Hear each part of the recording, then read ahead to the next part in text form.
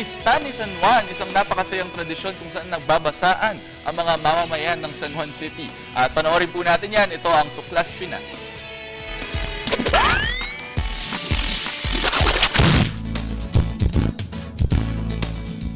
Ang binyag ay isang sakramento na nagpapakita ng pagkilala sa pagkabuhay ng isang Kristiyano na kung saan binabasbasan ang tao gamit ang banal na tubig.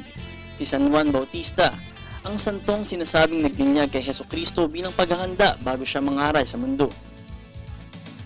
At taon-taon, partikular sa bansang Pilipinas, ang ilang barangay na kinikilalang patron si San Juan Bautista ay ginugunita ang kanyang araw ng kapanganakan bilang pag-alala sa sakramentong pang-Kristiyano na tinatawag na binyag. Katulad na yan dito sa Barangay Tipas sa Taguig City, kung saan kamakailan ay nagbasaan ng mga residente at ginunita ang kapistahan.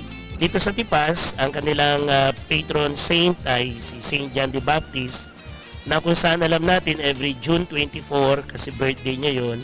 So sineselebrate yung kanyang feast day, no?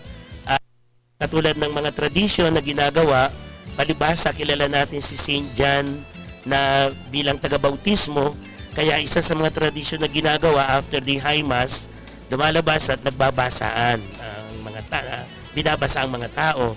At yung pagbabasa na yon ay nagpapaalala din sa ating tinanggap na sakramento ng binyag para tayo mag-renew at para alalahanin natin kung yung kahalagahan ng binyag sa ating buhay. Si Saint John the Baptist, isa din siya sa dakilang pinagpala ng Diyos sapagkat hindi pa man siya pinanganak, sa sinapupunan pa lang siya pinuspos na rin ng Espiritu. Siya ang naging tagapaghanda ng daraanan ng Panginoong Jesus. Kaya syempre ang simbahan, bilang partisipasyon, sila ang namuno upang ipaalam sa mga tao kung ano ang kahalagahan ng kapistahang ito. Ang participation ng church ay yung i-propagate yung buhay niya at maging ang panawagan ng simbahan maging Saint John the Baptist tayo sa panahong kasalukuyan. Na ibig sabihin bilang Kristiyano, maging tagapaghanda din tayo ng dadaanan ng Panginoon.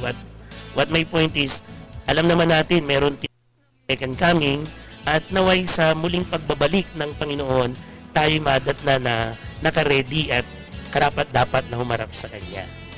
Tayo yung maglinis ng daan, ibig sabihin, tayo yung mag-ayos ng ating kasalukuyang buhay sa panahon natin ito.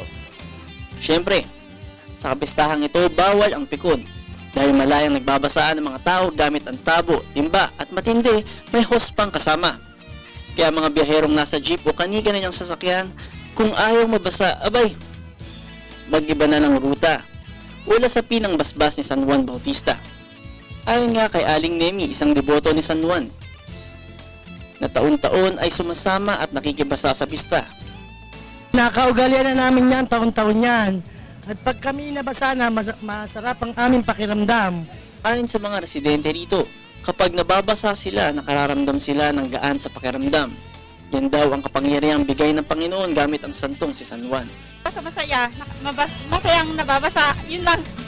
Taon-taon, halos kada taon pupunta ako dito para maranasan yung saya. Malamig, at saka masaya. Saya. Isang tradisyon, isang kaugaliang nakagisna ng mga Kristiyano. Simple ngunit malalim, ang pista ni San Juan Bautista, isang paalala na tayo mga Kristiyano na maglilinis ng ating mga sarili para sa may kapal.